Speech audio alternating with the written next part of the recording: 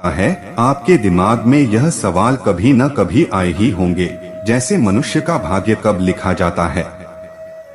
क्या भाग्य भगवान पहले से ही तय करके रखता है? नसीब कौन लिखता है? क्या कर्म से भाग्य को बदला जा सकता है? इन सभी प्रश्नों का जवाब इस वीडियो में मिलेगा। दोस्तों, हमारा भविष्य पहले से ही लिखा होता है, ऐसा कई लोग मानते हैं। अथवा दोस्तों, मनुष्य का भाग्य किस समय लिखा जाता है? मुझे यह तो नहीं पता कि आपकी उम्र क्या है, लेकिन मुझे यह पता है आपके दिमाग में यह सवाल कभी न कभी आए ही होंगे, जैसे मनुष्य का भाग्य कब लिखा जाता है?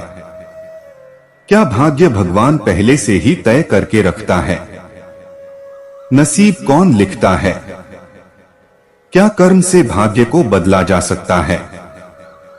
इन सभी प्रश्नों का जवाब इस वीडियो में मिलेगा। दोस्तों, हमारा भविष्य पहले से ही लिखा होता है, ऐसा कई लोग मानते हैं। अथवा कई लोग इस बात को पूर्ण रूप से नकार देते हैं। यह प्रश्न हमेशा से ही बहस का विषय बना रहता है। कहा जाता है कि जैसा हम इस जन्म में करते हैं, वैसा परिणाम हमें अगले जन्म में मिलता है। जो भी कुछ हद तक यह बात सही नहीं है। दोस्तों, कृष्ण कथा में हम देखते हैं कि आकाशवाणी हुई थी कि देवकी का 8वां पुत्र कंस का वध करेगा, लेकिन कंस ने यह बात सुनकर कहा कि वह तो तब करेगा जब मैं उसको उत्पन्न होने दूंगा। इस सोच के साथ जब भी कोई बच्चा जन्म लेता तो कल सुबह आकर उसके जन्म से कुछ घंटों के भीतर ही मौत की नींद सुला देता था। लेकिन जब देवकी के 8वें पुत्र की बारी आई तो विधि विधान के साथ जन्म भी लिया और बाद में कंस का वध भी किया। ऐसा इसलिए हुआ क्योंकि कंस की मृत्यु की भविष्यवाणी हो चुकी थी। साथ ही कंस के जन्म से ही लिख दिया गया था कि उसकी मृत्यु कैसे होगी और किसके हाथों होगी। यही नहीं दोस्तों, इस संसार में जो भी मनुष्य जन्म लेता है, उसके बारे में भविष्य पहले से ही लिख दिया जाता है। मनुष्य का जन्म कैसे होगा, कौन सी जगह होगा और उसके जीवन में कौन कौन सी परेशानियां आएंगी, ये विधि विधान है और इसे चाह कर भी नहीं बदला जा सकता।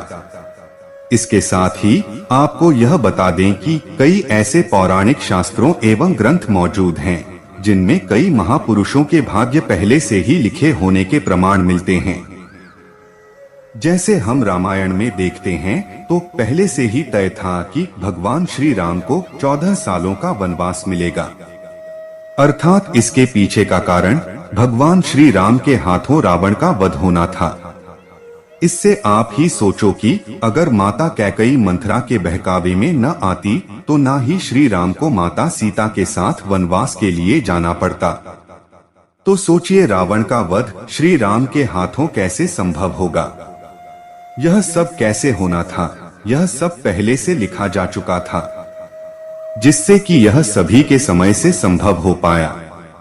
इसी तरह हर एक प्राणी का भाग्य लिखा जा चुका है।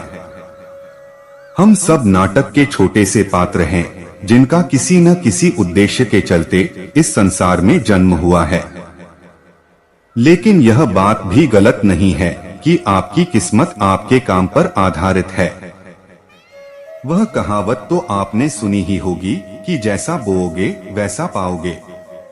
अगर आप अच्छे और पुण्य के काम करते हैं तो आपके साथ सदैव अच्छा ही होगा।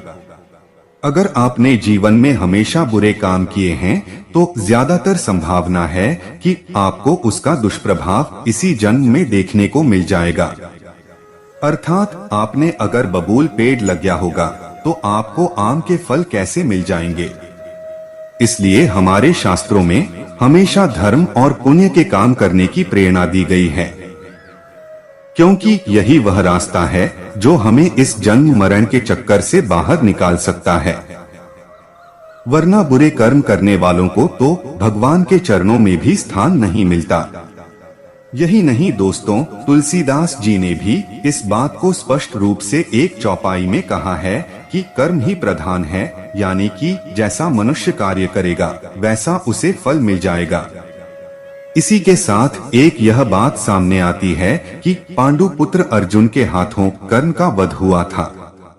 अर्जुन ने कहा कि माधव मेरे हाथ कांप रहे थे और यह क्या आपने मेरे अपने ही श्रेष्ठ का वध मेरे हाथों लिख दिया, यह कैसा भाग्य है।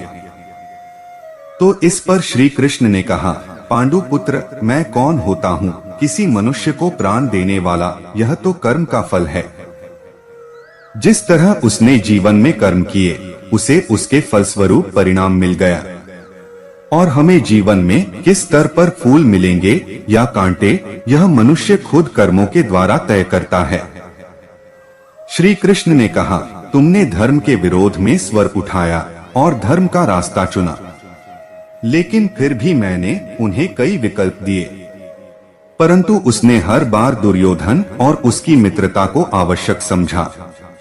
भगवत गीता के अध्याय में हमें यह सीखने को मिलता है, हमें भगवान कुछ अवसर जरूर देता है जिससे कि हम अपने किए गए बुरे कर्मों का पश्चाताप करके सही राह पर आ सकते हैं। अंत में यही कहना चाहूंगा कि अवश्य ही हमारा भविष्य लिखा जा चुका है, लेकिन कर्मों के आधार पर ही हमें फल मिलता है। दोस्तों, उम्मीद करता हूँ आपको वीडियो पसंद आया होगा और आप हमारे चैनल पे नए हो तो लाइक, कमेंट और सब्सक्राइब जरूर करें। आपके एक लाइक से ही हम मोटिवेट होते हैं और हमें प्रेरणा मिलती है।